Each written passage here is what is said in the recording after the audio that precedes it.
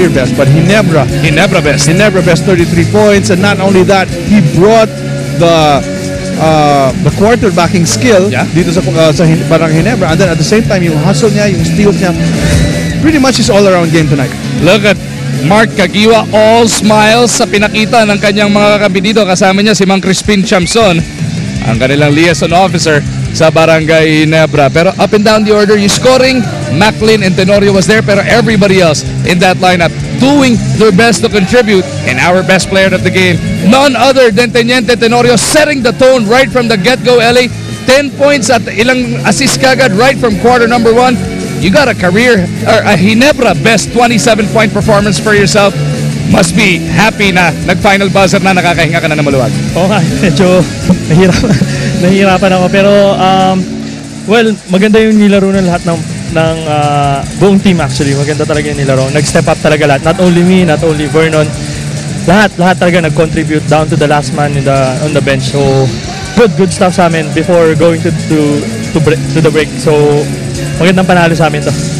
LA, you were saying it's not only you, pero yung mga teammates mo nag-perform din. Pero coming into the game, knowing na si Mark Caguioa is not gonna be there and he has mga 20 shots na hindi niya ititira, you probably were thinking na pwedeng mapunta sa akin yung mga tira na yan. Hindi naman lahat.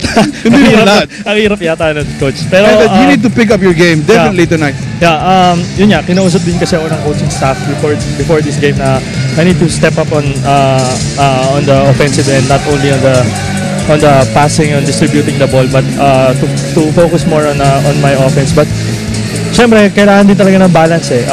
Not only yun nga, yung mga tira, kailangan i-distribute ng lahat, hindi lang isang tao kukuha ng tira lahat ni Mark and average ni Mark kasi 20 points per game. So, kailangan lang i-distribute talaga sa buong team and good thing nag-step up lahat.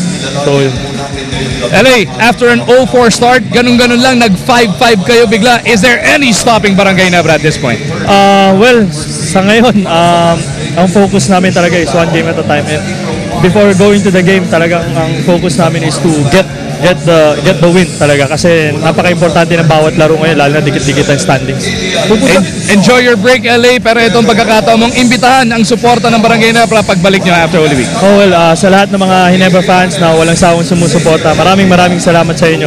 Sana huwag kayong magsasawang sumuporta sa mga darating pa mga games, lalo sa PBA din. So maraming salamat. Congratulations once again, Luis Alfred Tenorio, and